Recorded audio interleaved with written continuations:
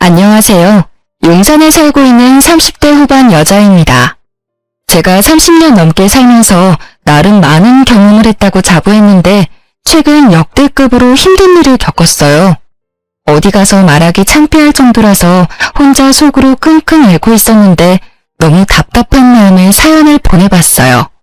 처음엔 이 사연을 보낼까 말까 고민 엄청 많이 했었는데 그래도 고구마를 먹은 듯한 이 답답함을 풀고 싶어서 보내게 됐어요. 남편도 이 사연을 보내보는 게 어떠냐고 말해주기도 했고요. 제가 한동안 우울증 때문에 고생할 정도로 저에게 아주 큰 고민을 안겨준 사람은 바로 신우이였는데요. 아가씨 때문에 한동안 우울증 약을 복용할 정도로 하루하루 정말 고통스럽고 힘들었습니다. 동갑내기 남편과 결혼하기 전부터 남편한테 4살 어린 여동생에 대해서 종종 들어왔었어요. 남편과 연애할 당시 남편의 여동생과 빨리 친해지고 싶다는 생각을 했어요. 솔직히 신우이가 될 사람이라서 잘 보이고 싶은 마음이 있기도 했고 주변 친구들 보면 남자친구 여동생과 단둘이 영화 보고 밥 먹는 걸 보면 정말 부럽더라고요. 그래서 연애할 당시 남편에게 여동생 좀 소개해달라고 부탁을 했었는데 오히려 여동생이 부담스러워할 수 있다고 미리 안 보는 게 좋을 거라고 말하더라고요. 그 말을 듣는 순간 좀 서운했었는데요. 그 당시 이미 결혼한 친구들은 뭐하러 미리 사서 고생을 하냐고 저한테 잔소리를 했습니다. 신우이가 시어머니보다 더 심한 시집살이를 시킨다고 하더라고요. 그래서 미리 만나면 그만큼 미리 시집살이를 당하는 거라면서 절대 먼저 만나지 말라고 경고했어요. 친구들 말대로 미리 만나지 않는 게 정말 다행이었더라고요. 아무튼 남편은 여동생을 끔찍이 아껴왔었어요. 남편과 시부모님 말로는 아가씨가 어릴 적부터 많이 아팠었다고 해요. 몸이 워낙 약한 상태로 태어났기 때문에 온갖 잔병은 다 앓고 지냈다고 하네요. 어떤 병 때문인지는 잘 기억이 안 나지만 몇 번 수술까지 받았을 정도라고 해요. 지금은 감기도 잘 안 걸릴 정도로 건강해요. 그런데 그런 아가씨는 예전에 심하게 몸이 약했고 아팠었던 걸 미끼 삼아서 가족들한테 엄청 많은 걸 요구하고 징징거리는 일이 많았었는데요. 성인이 되고 나서도 남편한테 매달 용돈을 받아 쓰는 것은 물론이고 게다가 틈만 나면 시부모님께 이거 사달라 저거 사달라 하는 일이 셀 수 없이 많더라고요. 마음 약한 남편과 시부모님은 매번 그런 요구를 들어주셨고요. 그리고 남편과 제가 결혼식을 올리고 신혼여행을 가려고 했을 때 그 신혼여행까지 따라간다고 울고 불고 난리가 아니었어요. 아무래도 동생이지만 다 큰 성인이 울면서까지 따라가겠다고 떼쓰는 모습에 5만 가지 정이 다 떨어지더라고요. 다행히 시부모님께서 신우이한테 온갖 막말을 해가면서 가지 못하게 막아준 덕분에 우리 둘이 재미있게 신혼여행을 다녀올 수 있었어요. 이렇게 철없이 행동하는 아가씨가 그래도 이쁜지 남편은 항상 신우이 이야기만 하면 웃음꽃이 활짝 폈습니다. 결혼하기 전엔 그런 남편을 전부 이해하지 못했었지만 입장을 바꿔 생각하면 만약 내 남동생이 신우이처럼 아팠었더라면 저도 그랬을 것 같다 라는 생각을 잠시 해봤어요. 그래서 이해하지 않아도 남편의 마음을 인정하기로 했죠. 근데 그런 남편과 제가 결혼하고 난 뒤 도저히 이해가 안 가고 감당하기 어려운 행동을 하는 신우이 때문에 미칠 것 같았어요. 저와 남편이 결혼한 지 얼마 안 됐을 때 있었던 일 하나 말씀드리자면 신우이의 자격지심과 관련된 일이 있었어요. 신우이는 어릴 때 워낙 자주 아파서 중학교 중간까지만 다니다가 자퇴했는데요. 자퇴한 이후에 1년 정도 쉬다가 검정고시를 봤다고 하더라고요. 중학교, 고등학교 과정 모두 합격한 뒤 대학교 진학을 포기했다고 들었어요. 아무래도 공부 쪽에 소질이 너무 없어 차라리 바로 돈을 버는 게 좋겠다 싶었다네요. 그런 아가씨는 의외로 학력과 돈에 대한 자격지심이 상당히 심한 편이더라고요. 저에 대해서 하나부터 10까지 집요하게 물어보는 일이 많았는데요. 대학교부터 직업, 연봉, 직책 등등 굳이 말하고 싶지 않은 콤플렉스까지 알려고 하는 그런 아가씨가 부담스러울 때가 정말 많았어요. 언니는 어느 회사 다녀요? 전 검정고시에다가 대학교도 안 나왔는데 회사에서 무려 300만 원 정도 월급 줘요. 대박이죠? 일반 중소기업에 다니면서 이렇게 받기 힘든 거 아시죠? 아, 그러시구나. 아가씨 능력 엄청 좋으신가 봐요. 언니는 회사에서 얼마나 받아요? 대학은 어디 나왔어요? 나름 서울에서 유명한 대학교 졸업했고 지금은 회사에서 팀장 맡고 있는데 적게 받고 있지 않아요. 연봉이 얼마나 되는지 정확히 말씀드리기 어렵고요. 저보다 많이 받는다는 소리예요? 그렇죠. 아무래도 제가 팀장 직급 맡고 있으니 일반 사원에 비하면 연봉이 높은 편이죠. 아가씨보다 2~3배 이상은 벌고 있어요. 도대체 무슨 일을 하길래 그렇게 벌어요? 서울에 있는 대학교 나왔다고 해도 요처럼 들어보는 대학들도 많다던데. 전 이름만 들어도 누구나 알 법한 대학교와 대기업에 다니고 있는데요. 정확히 어느 대학교를 졸업했고 어느 기업에 다니고 있는지 자세히 말할 수는 없지만 아가씨한테 대학교부터 다니는 회사, 연봉 등등 전부 말해주니 얼굴이 새빨갛게 변하더라고요. 이상한 게 제가 조금이라도 본인보다 잘난 게 있으면 그걸 그렇게 질투하더라고요. 그리고 저희 시댁은 하루 벌어서 하루 살아갈 정도로 여유가 있는 집안은 아니었어요. 예전에 아가씨가 아팠을 때 모아둔 돈을 전부 병원비로 다 쓰게 돼서 예전에 비해 여유가 없다고 하더라고요. 근데 그런 시댁과 다르게 저희 친정집은 여유가 있는 편이에요. 아버지가 운이 좋게 사업이 잘 되던 편이라 그 덕분에 전 부족하지 않게 살았었는데요. 아가씨는 처음에는 우리 친정집에 대해서 전혀 관심이 없었는데 우연히 제가 친정 부모님께 받은 명품 가방을 보고 저희 친정집에 대해 물어보기 시작했어요. 언니, 이 가방 어디서 났어요? 언니가 직접 산 가방이에요? 이거 구하기 정말 힘든 가방이라던데. 한정판 아니에요? 언니 능력 대박이다. 아, 이거 친정엄마가 사주신 거예요. 몇 달 전에 제 생일이었잖아요. 그때 친정엄마가 직접 백화점에 가서 구해주셨어요. 아까워서 들고 다니지도 못해요. 정말요? 친정 부모님께서 명품 가방 사줄 정도로 능력이 좋으신가 보네요. 아, 부모님이 좀 여유가 있으신 편이죠. 근데 부모님이 돈이 많으신 거지 제가 많은 게 아니라. 도대체 무슨 일을 하시길래 이런 비싼 가방도 아무렇지 않게 사주시는 거예요? 아버지가 사업하세요. 저도 자세한 건 모르는데 그 사업이 잘 운영되고 있어서 이런 가방도 선물 받고 하는 거예요. 혹시 검은 돈 만지시는 분 아니죠? 겉보기에 멀쩡한 회사인 것 같아도 뒤가 구린 그런 사업장 많다고 하던데. 갑자기 비아냥거리는 말투로 저희 친정아버지 일에 대해 함부로 말하더라고요. 다른 건 몰라도 부모님에 대해 함부로 말하는 건 너무하잖아요. 저도 모르게 화를 내버렸습니다. 검은 돈이라뇨. 말씀이 너무 지나치신 거 아니에요? 장난칠 게 따로 있지. 왜 저희 친정아버지 일에 대해 그렇게 함부로 말할 수가 있어요? 우리 아버지 엄청 힘들게 시작해서 회사 크게 만드신 분이에요. 당장 사과해줘요. 언니, 그렇게까지 화낼 필요까진 없잖아요. 그냥 장난으로 말한 건데 그렇게 예민하게 반응하면 제가 정말 나쁜 사람 같잖아요. 그냥 그런 사람들이 있다는 말이지. 언니 아버님이 그런 사람이라고 말한 건 아니었어요. 그리고 솔직히 말해서 언니가 뭐라고 이런 가방 선물 받고 들고 다니나 싶었어요. 부모 하나 잘 만나서 엄청 호사 누리고 사네. 이런 생각한 건 맞아요. 말이면 다예요.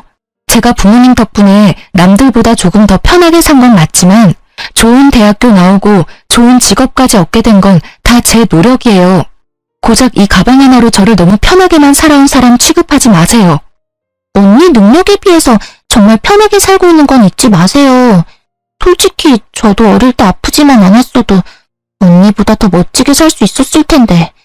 만약 내가 언니랑 똑같은 조건에서 시작하고 살았더라면 제가 더 괜찮았겠죠. 그거 다 핑계예요. 아가씨처럼 어릴 때 아팠던 사람들도 지금 멋지게 살고 있는 사람들 많아요. 그리고 아가씨도 대학 충분히 갈 수 있었고, 노력만 했었더라도 남들처럼 떵떵거리면서 살 수 있었을 거예요.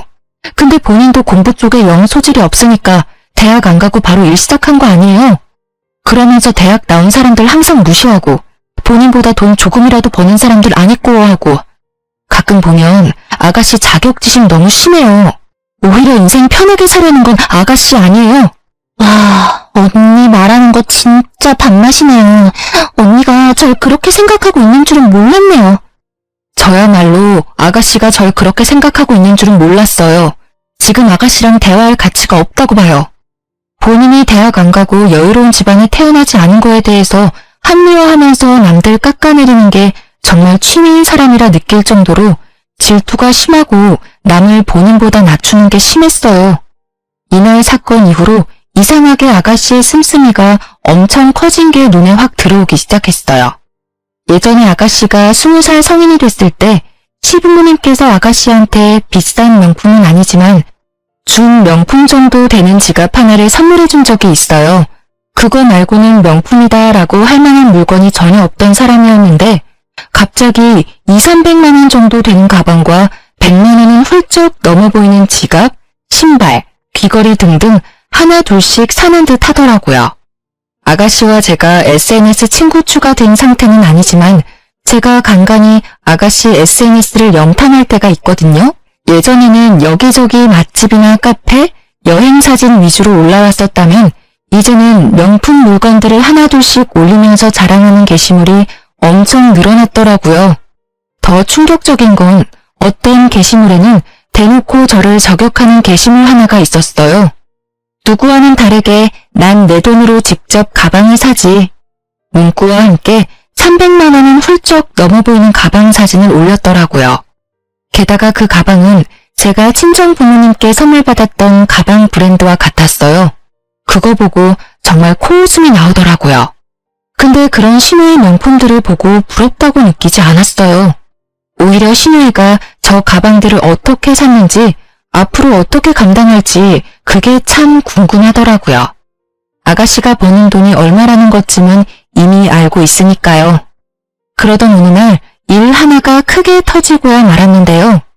우연히 시어머님께서 아가씨 이름으로 날라온 한 통지서를 발견하게 됐는데 그게 바로 카드값 통지서와 함께 대출을 받았다는 통지서 2가지였어요. 알고 보니까 아가씨는 명품 가방을 사기 위해서 무리하게 카드를 긁었던 거였고 그것도 모자라서 대출 3천만 원까지 받았다고 하더라고요. 처음엔 가방 한두 개만 사려고 카드 할부를 했다고 했는데 본인 월급으로 그 할부값도 감당하지 못할 것 같아서 조금씩 대출을 받기 시작했다네요. 그렇게 대출을 받아서 많은 돈이 자기 통장에 찍히니까 그걸로 카드값을 갚으려고 했던 걸 멈추고 여러 물건들을 사들이기 시작했다고 하네요. 결국 걷잡을 수 없이 일이 커졌다고 해요. 이 많은 돈을 갚기에 너무 힘들어서 주말마다 단기 아르바이트도 한다고 해요. 요즘 아가씨가 집에 붙어있는 시간이 없어서 어딜 그렇게 다니나 어머님이 걱정이 많았어요. 근데 어딜 가는 것인지 드디어 알아냈네요. 이 사실을 온 가족이 전부 다 알게 됐고 처음엔 아가씨가 저 만나는 걸 좀 피했어요. 아무래도 이 사실을 알기 전에 아가씨가 명품 가방을 들고 저한테 엄청 자랑을 했거든요. 본인은 나와 다르게 이 비싼 가방 정도 가뿐하게 살 수 있다는 식으로 저한테 항상 어필을 해왔었는데 이제 내가 정체를 모두 알게 되었으니 당연히 저 보는 게 창피하고 힘들었겠죠. 이 사건 이후로 아가씨는 본인이 샀던 명품 물건들을 전부 팔아서 대출금 일부를 상환하고 한동안 남은 대출금 갚는 데 시간을 다 보냈어요. 남편은 그런 아가씨가 안쓰러웠는지 조금 도와줄까 생각도 하는 것 같았어요. 근데 제가 그런 아가씨 도와주는 순간 용돈 끊길 준비나 하라고 말했더니 도와주지 않더라고요. 시부모님도 당연히 그런 시누이를 도와주지 않으셨고요. 그 이후에 좀 잠잠한 듯 했지만 아가씨의 진상 행보는 끝이 나지 않았어요. 또 어떤 일이 있었냐면 제가 남편과 해외여행을 가기 위해서 준비했을 때였는데요. 제가 남편과 결혼하고 난 뒤 제대로 된 여행을 간 적이 없었어요. 그래서 남편과 해외여행을 가보기 위해 준비하게 됐었는데요. 근데 아가씨는 우리가 여행을 간다는 것 자체가 마음에 들지 않았나 봐요. 갈 거면 나랑 엄마 아빠도 데리고 가지. 왜 둘만 쏙 갈 수가 있어? 엄마도 그렇게 생각하지 않아? 언니랑 오빠 우리까지 데리고 갈 능력은 되잖아. 그런데 왜 우리만 쏙 빼놓고 둘만 가냐 이 말이야. 우리 그렇게 능력 좋지 않아요. 그리고 우리도 결혼하고 나서 처음으로 여행 가는 거라서. 맞아. 그리고 엄마 아빠도 가만히 있는데 왜 너가 설쳐? 너가 몰라서 하는 말인데 새아기가 작년에 우리가 집에만 있는 게 안쓰럽다고 관광여행 보내줬어. 그리고 이번에도 같이 가자고 물어봤는데 우리가 안 가겠다고 거절한 거야. 그러니까 중간에서 이간질할 생각 절대 하지 말고 너나 우리한테 잘해. 딸인 너는 우리한테 정작 아무것도 안 해주고 있으면서 왜 잘하고 있는 새언니를 잡으려고 하냐? 으이그. 왜 자꾸 나한테만 뭐라고 해? 내 생각이 틀린 건 아니잖아. 나도 해외여행 가보고 싶었는데. 해외여행 가고 싶으면 가고 싶다고 말해. 괜히 잘하고 있는 사람 트집 잡지 말고. 중간에서 이간질을 하려고 했던 아가씨는 오히려 시어머님께 혼났어요. 그게 마음에 들지 않았는지 한동안 입 쭉 내밀고 삐져 있더라고요. 그렇게 한창 여행 갈 준비를 하고 있었는데 여행 가기 하루 전날 갑자기 아가씨가 우리 집에 놀러 왔더라고요. 저와 남편은 갑자기 집에 놀러 온 아가씨 때문에 엄청 당황했었는데요. 아가씨, 갑자기 말도 없이 무슨 일로? 저희 내일 여행 가야 해서 이것저것 준비하느라 바쁜데. 많이 바빠요? 심심해서 왔어요.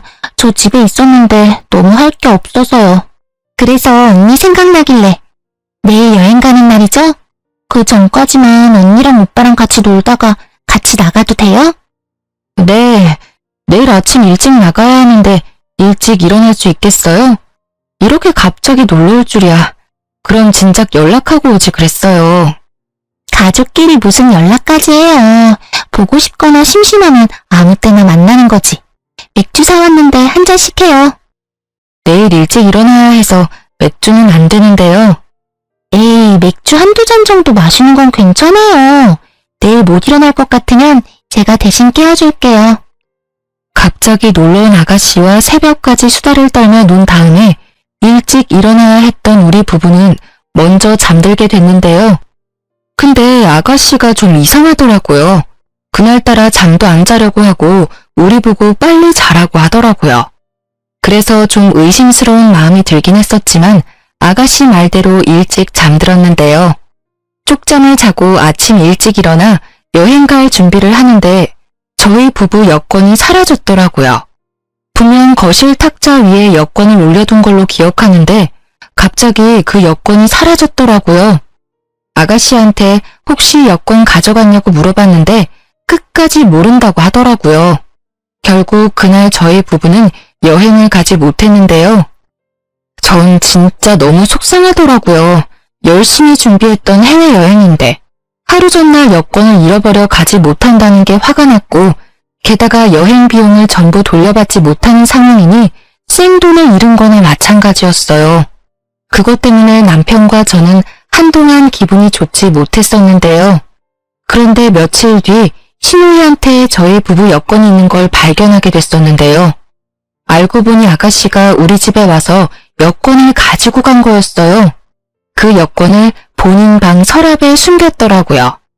그걸 알게 된 남편은 난생 처음으로 아가씨한테 욕까지 섞어가며 혼냈습니다. 이게 무슨 짓이야? 너 우리 여권 훔치려고 일부러 온 거였지? 너 하나 때문에 돈이랑 시간 전부 날렸어.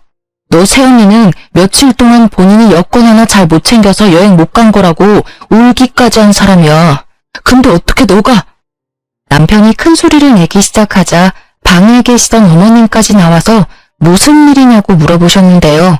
옆에 있던 제가 상황 설명을 모두 했습니다. 그 사실을 듣게 된 어머님께선 아가씨의 등짝을 때리며 화내셨는데요. 야, 할 짓이 없어서 다음날 여행 가는 사람들 여권을 훔쳐가? 그게 사람이 할 짓이야? 아이고, 정말 미친 짓을 했네. 미친 짓을 했어. 초등학생도 안 할 짓을 왜 너가 했냐고. 짜증나잖아. 맨날 새언니는 좋은 옷, 좋은 집, 좋은 회사 다 노리고 살고 있는데 해외여행까지 간다고 하니까 짜증난다고. 나도 해외여행 가고 싶은데 나한테는 같이 가자고 물어보지도 않고 치사하게. 너가 한두 살 먹은 애도 아니고 뭐 그런 걸로 질투가 나서 그런 몰상식한 짓을 해. 너 당장 언니랑 오빠한테 사과해. 당장. 싫어. 내가 사과를 왜 해야 하는데? 고작 여권 하나 숨긴 걸로 이렇게 여럿이서 나한테 이래도 되는 거야? 여권 훔친 걸로만 문제 삼는 게 아니잖아. 너 하나 때문에 우리가 돈이랑 시간 전부 다 날렸어. 그건 어떻게 책임질 건데? 언니 돈 많잖아. 고작 이 여행 비용 때문에 나한테 이렇게 따진다고? 그냥 다녀왔다고 생각하고 그냥 넘기면 안 돼? 다녀온 셈 치면 되는 거잖아. 고작 이런 일로 왜 날 못 잡아먹어서 안 다리냐고. 오히려 뻔뻔하게 나오는 아가씨 태도가 정말 어이가 없고 화가 머리 끝까지 나더군요. 결국 남편은 그런 아가씨와 대화를 나누는 걸 포기하고 그런 아가씨한테 사과하기 전까지 절대 볼 생각하지 말라고 경고했어요. 아가씨도 자존심이 있는지 거의 한 달 동안 연락 한 통 하지 않았었는데요. 근데 본인도 본인이 잘못한 걸 충분히 알고 있기 때문에 어머님 성화에 못 이겨 우리한테 사과를 하더라고요. 아가씨 때문에 손해본 여행 경비 모두 아가씨가 전부 갚기로 했는데요. 처음에는 안 받을 생각도 잠시 했었는데 오히려 시어머님과 남편이 꼭 받으라고 하더라고요. 그래서 아가씨한테 돌려받은 돈으로 국내 여행이라도 다녀오기로 했죠. 조용하다 싶으면 이런 식으로 사고를 치는 아가씨 때문에 항상 마음이 조마조마하고 받아주기가 점점 힘들었어요.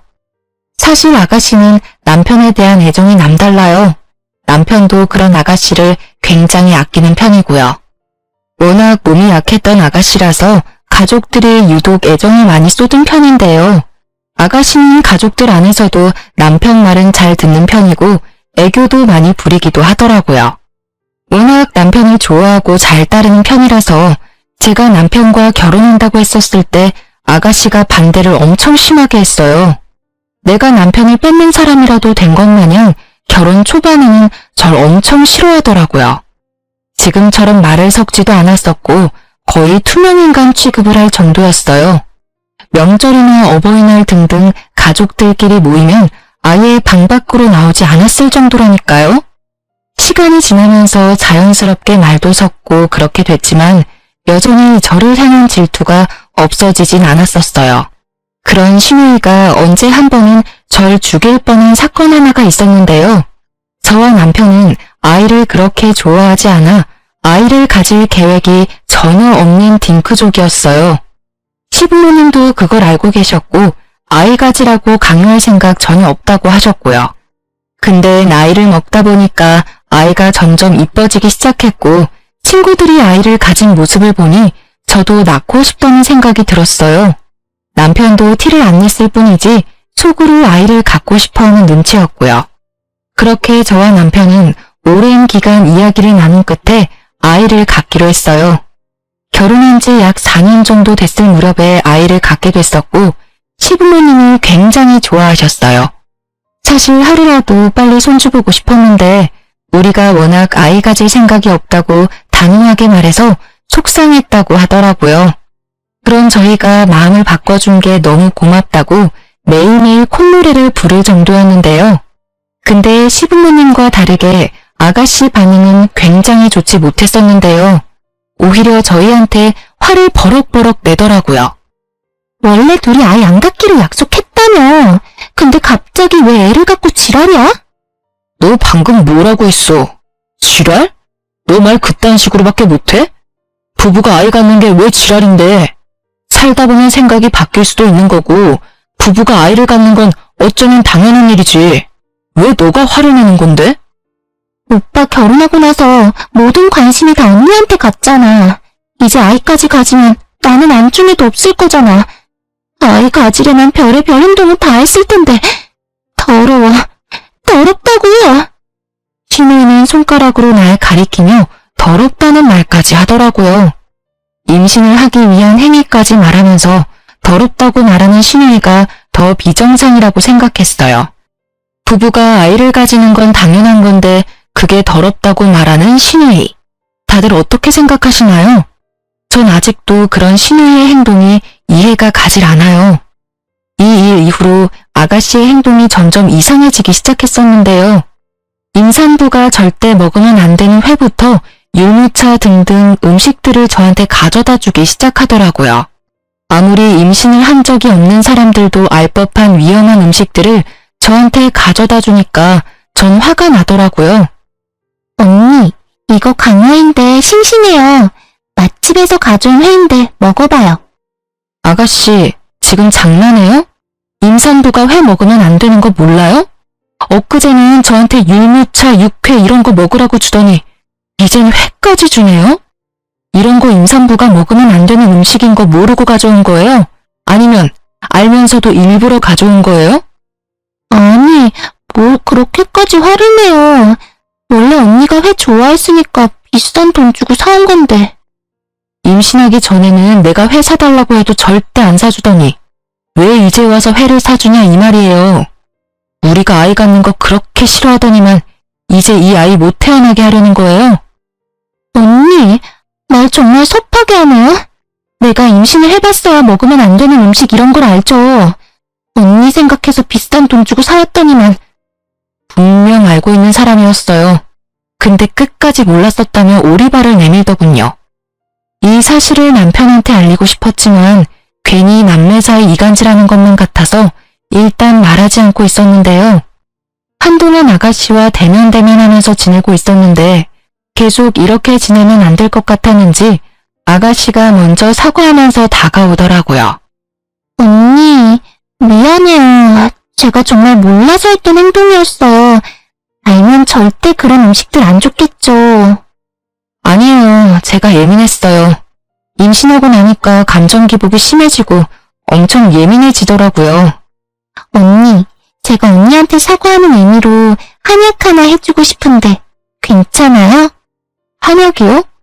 한약 한번 지을 때마다 돈 꽤 많이 나갈 텐데요. 괜찮겠어요? 곧 조카도 생기는 마당에 고모 노릇 좀 해보려고요. 언니만 괜찮으면 한약 지어줄게요. 임산부한테 좋은 한약 지어준다고 하길래 언제같이 한의원에 가려나 기다리고 있었는데 갑자기 아가씨 혼자 한의원에 다녀왔다고 하더라고요. 본인 다이어트 한약 타온 김에 제 한약까지 타왔다고 하는데요. 아무리 날 위에 맞춰준 한약이라고는 하지만 제가 직접 가서 맞춘 한약이 아니라서 먹기가 좀 그렇더라고요. 그래서 일단 아가씨한테 잘 먹겠다고 말한 뒤 하나도 먹지 않았어요. 아가씨가 타온 한약을 한동안 먹지 않고 있다가 버리기 너무 아까워서 이 한약 안에 있는 재료들이 뭐가 있나 알아본 다음에 먹기로 했어요. 그래서 아가씨 몰래 이 한약을 만든 한의원에 찾아가서 이 안에 들어간 약재에 대해 알아보게 됐었는데요. 알고 보니까 이 한약은 임산부를 위한 한약이 아니라 유산이 될 수 있을 정도로 임산부에게 좋지 않은 한약이었어요. 이 사실을 알게 된 저는 심장이 갑자기 마구 뛰기 시작하더라고요. 제가 이걸 하나라도 먹은 순간 내 뱃속에 있는 우리 아기가 죽을 뻔할 수 있었다는 게 무서웠어요. 그래서 전 집에 가서 엄청 울었습니다. 제가 뭘 그렇게 잘못했길래 이런 한약까지 타면서 우리 아이를 죽이려고 했던 걸까 수많은 생각이 들더라고요. 퇴근하고 집에 돌아온 남편은 왜 그러냐고 물어보더라고요. 그래서 그런 남편한테 이제껏 있었던 일에 대해서 전부 솔직하게 말했어요. 회, 육회 등등 음식을 가져다 준 것부터 한약까지 전부 말했습니다. 뒤늦게 이 사실을 알게 된 남편은 이걸 왜 지금 말하냐고 저한테 화내더라고요. 그리고 그런 저를 데리고 바로 시부모님 집으로 향했습니다. 거실에서 시부모님과 아가씨는 TV를 편하게 보고 있었는데요. 남편은 그런 아가씨를 보자마자 바로 뺨을 때렸어요. 뺨을 맞은 아가씨는 얼굴이 빨갛게 올라왔고 펑펑 울더라고요.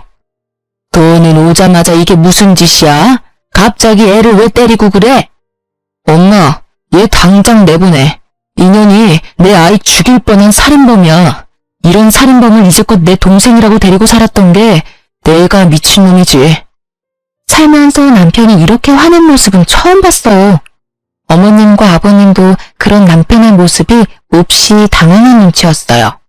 아가씨는 엉엉 울기만 할 뿐 그 어떤 말도 하지 않더라고요.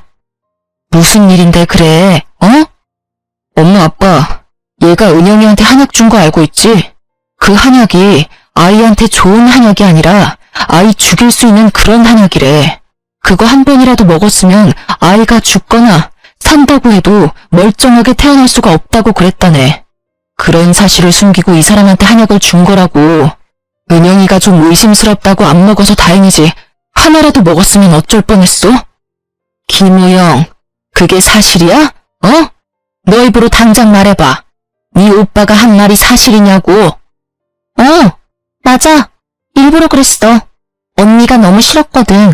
이제껏 오빠는 나만 좋아하고 나만 보살폈는데 그런 오빠가 갑자기 이 여자랑 결혼하고 게다가 아이까지 가졌으니까 그게 너무 속상했어. 이 여자가 내 오빠 뺏어간 것도 열받는데 이제 애까지 생겼으니 날 거들떠보지도 않을 거잖아. 오빠는 내 거라고. 아무리 그래도 그렇지. 애를 죽일 생각을 해? 이거 엄연히 살인미수야. 너 절대 가만히 안 둬. 알겠어? 나 오빠 동생이야. 나만 좋아하고 이뻐해야지. 제발 가지 마. 나만 좋아해달라고. 나 오빠 정말 좋아해. 정말 좋아한다고.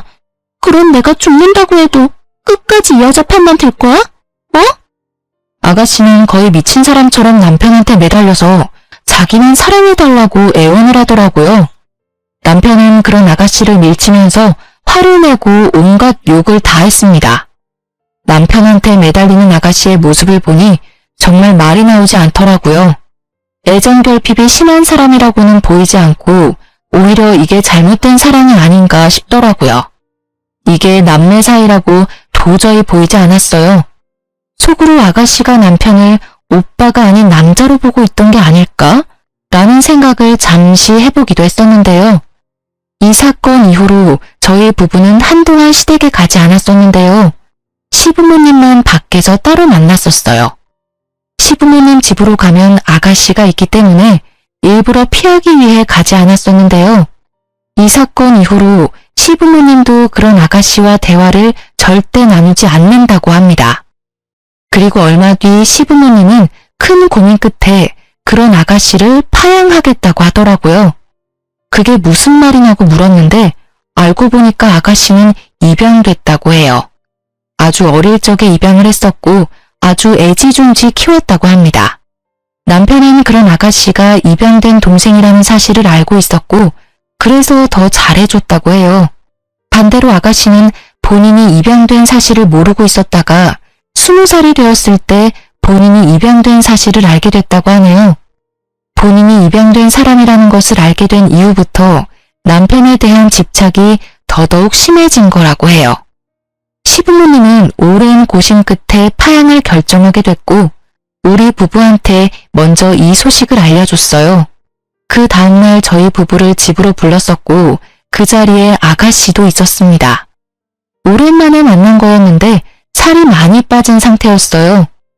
우영아, 이제 우리가 이번 일에 대해 제대로 대화를 나눠야 할 때가 온 것 같다. 너가 은영이한테 그런 짓을 했었다는 걸 알게 된 이후 너랑 대화하는 게 너무 싫어서 무조건 널 피했었던 것 같아. 이 엄마 아빠가 그동안 고민할 게 좀 있어서 널 대면했었어. 무섭게 왜 그래? 한동안 나랑 말도 안 섞더니 이제 와서 무슨 결정? 고민했던 게 뭔데? 널 파양하기로 결정했어. 내가 직접 널 낳은 건 아니었지만 마음으로 낳은 딸이라 생각하면서 키웠다. 근데 지금껏 너가 은영이한테 한 행동을 보면 정말 용서가 안 돼. 이제껏 진심으로 널 딸이라 생각한 이 엄마는 이 결정을 한 게 정말 힘들었다. 근데 너가 한 행동 도저히 이해가 안 가. 내 며느리부터 내 손주까지 둘 다 잃을 뻔했어. 너 하나 때문에. 앞으로 내 며느리, 손주 건강하고 행복하게 하기 위해서는 파양이 답이야. 이 엄마도 너가 용서가 안 돼. 앞으로 우리 가족이 아니라 너 혼자서 살아가야 해. 엄마, 그게 무슨 말이야? 날 버리겠다는 거야? 고작 이 여자랑 이 여자 뱃속에 있는 애새끼 때문에 날 버리겠다는 거냐고. 오빠랑 아빠도 동의한 부분이야? 왜 내가 버려져야 하냐고. 이제까지 나랑 같이 산 세월이 얼마인데 고작 몇 년 같이 산 이 여자를 안 버리고 날 버리냐고. 나 절대 못 나가. 나 끝까지 엄마 아빠 딸 할 거고 오빠 동생 할 거야. 내보낼 거면 저 여자 내보내. 파양으로 끝난 걸 감사하게 생각해. 너가 우리 아이 죽일 뻔한 사실 경찰로 넘길 생각까지 했었어. 우리 집에 살인자가 있다고 고소하려고 했던 거 그래도 이제까지 너랑 같이 산 세월을 생각해서 여기서 끝내는 거야. 앞으로 너 우리 아이 죽일 뻔한 거 항상 속죄하면서 살아. 이제까지 내가 널 여동생이라고 생각하면서 산 게 수치야 수치. 앞으로 너 보고 싶지 않아. 그러니까 조용히 꺼져. 이게 다 너 때문에 그래. 너가 책임져. 너 하나만 없었으면 우리 가족 행복하게 살 수 있었어. 너가 책임지라고 나쁜 년아. 지금 당장 내 눈앞에 안 사라지면 내가 너 또 죽일 거야. 아가씨는 귀신이라도 들린 사람처럼 저한테 달려들더니 머리채를 잡더라고요. 남편과 시부모님은 놀란 나머지 그런 아가씨를 바닥으로 내동댕이 쳤습니다. 바닥에 넘어진 아가씨는 서럽게 울더니 결국 기절을 하고 말았어요. 이날 이후 파양이 성립되었고 그렇게 시누이는 우리 가족 구성원에서 나가게 됐는데요. 시부모님은 그런 아가씨한테 땡전 한 푼도 주지 않고 내쫓았어요. 파양된 이후로 시부모님과 저한테 자주 연락하고 몇 번 찾아오기도 했어요. 집에 찾아오거나 전화가 오면 절대 받지 않았어요. 언제 한 번은 아가씨가 나올 때까지 저희 집 앞에 있는다고 하길래 딱 한 번 만나줬었는데요. 지금 이게 무슨 짓이에요? 제가 분명 아가씨 만나기 싫다고 했을 텐데. 언니, 제발 저 한 번만 용서해줘요. 저 요즘 너무 무서워요. 맨날 악몽 꾸고 자주 아프고 그래요. 언니가 오빠랑 엄마 아빠한테 잘 말해서 저 다시 가족으로 받아주면 안 되냐고 말해주면 안 돼요? 제가 왜요? 이건 다 아가씨가 만든 일이에요. 애초에 아가씨가 제 아이 죽이려고 하지 않았으면 이렇게 파양되는 일도 없었어요. 그러니까 혼자 다 감당하세요. 앞으로 이렇게 찾아오면 정말 경찰에 신고할 거예요? 언니, 정말 한 번만 도와줘요. 저 정말 무서워서 그래요. 정말 나쁜 의도는 없었어요. 그냥 오빠가 너무 좋았던 상태라 질투에 눈이 멀어서. 아무리 오빠가 좋다고 해도 사람을 죽이려고 하지는 않아요. 저 우리 아이 죽이려고 했던 당신 항상 저주하면서 살게요. 앞으로 이렇게 찾아오는 일 절대 없었으면 좋겠어요. 언니, 저 하루하루 속죄하면서 살고 있어요. 저 반성 엄청 많이 했어요. 저 가족들이 이렇게 소중한 존재인 줄 이제야 깨달았어요. 저 정말 죽고 싶을 때가 많아요. 언니가 저 용서해주면 우리 가족 모두 저 용서해 줄 거예요. 그러니까 언니, 저 용서 좀 해주세요. 염치 없고 뻔뻔한 건 아가씨가 최고네요. 이렇게 매달려도 저 마음 절대 안 바뀝니다. 아직도 아가씨만 생각하면 심장이 엄청 뛰고 화가 나서 미칠 것 같아요. 앞으로 이런 식으로 찾아오거나 연락 계속할 거면 경찰서에서 만나자는 뜻으로 알고 있을게요. 그만 돌아가세요. 이날 이후로 전 아가씨와 만난 적이 없어요. 그렇게 돈 한 푼 없이 쫓겨난 아가씨는 이제까지 모아둔 돈도 따로 없었기 때문에 결국 고시원에 가서 생활한다고 해요. 밥 먹을 돈도 없어서 자주 굶는 모양이에요. 그리고 최근에 들은 소식 하나가 있는데요. 아가씨가 회사에서 심하게 따돌림을 당한다고 하더라고요. 어머님 아는 친구분의 딸도 아가씨와 같은 회사에서 근무한 적이 있어서 그 사람을 통해서 들은 얘기라고 하는데요. 아가씨가 어릴 적부터 오냐오냐 큰 편이기 때문에 이기적인 성향을 가지고 있거든요. 한마디로 싸가지 없는 성격을 가졌는데요. 질투가 심하고 모든 관심이 본인에게 왔으면 하는 게 심한 편이라서 그런 모난 성격 때문에 결국 왕따를 당했다고 해요. 왕따를 당한 지 꽤 된 모양이더라고요. 예전에 가족들과 같이 살았었을 때도 회사 사람들이 은근히 따돌렸다고는 들었는데 저희와 헤어진 이후부터 제대로 왕따를 당했다고 들었어요. 회사 사람들이 본인 일까지 아가씨한테 시키고 정작 일을 다 하면 본인들이 다 한 것처럼 말한다고 해요. 매일 9시부터 10시까지 혼자 회사에 남아서 야근하는 게 일상이었다네요. 아가씨가 다니는 회사는 원래 야근이 없을 정도로 일이 바쁘지 않다고 하더라고요. 그래서 야근 수당도 받지 못했다네요. 게다가 회식 장소를 잘못 알려준다거나 회사에서 보너스가 나오면 그것까지 탐내는 회사 사람들까지 있었다고 들었어요. 그리고 화장실에서 볼일을 보고 있는데 양동이에 물을 담아서 아가씨가 있는 화장실 칸에 뿌리기까지 한 적이 있다고 하더라고요. 어린애들이나 할 법한 행동들을 어른들이 그대로 하고 있더라고요. 아가씨가 이직 준비를 하고 있던 무렵에 회사에서 그만두라는 통보를 했다고 해요.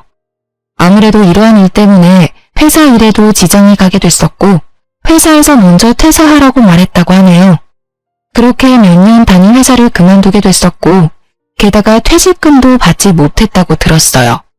회사에서 못된 마음 먹고 안 주는 모양이던데요. 퇴직금도 받지 못한 상태라서 아가씨는 결국 월세 낼 돈도 없어서 고시원에서도 나갔다고 합니다. 동네 친구나 학교 친구도 없어서 잠시 머물 곳도 없었다네요. 그렇게 지낼 곳이 없던 아가씨는 결국 기숙사 제공되는 식당에서 일을 하고 있다고 하네요. 평소에 꾸준히 일을 해본 적이 없던 아가씨가 식당에서 청소부터 설거지까지 다 한다고 하니 속으로 얼마나 고소하고 행복하던지. 우연히 아가씨가 일하고 있는 식당을 슬쩍 지나간 적이 있었는데 그 식당에서도 여러 이모들한테 구박을 받고 있더라고요. 아무래도 집안일을 해본 적이 없으니 식당 일도 잘 못하는 눈치였어요. 그래도 일은 열심히 하는 것 같아요. 이 일이라도 그만두면 어디 갈 곳이 없으니까요.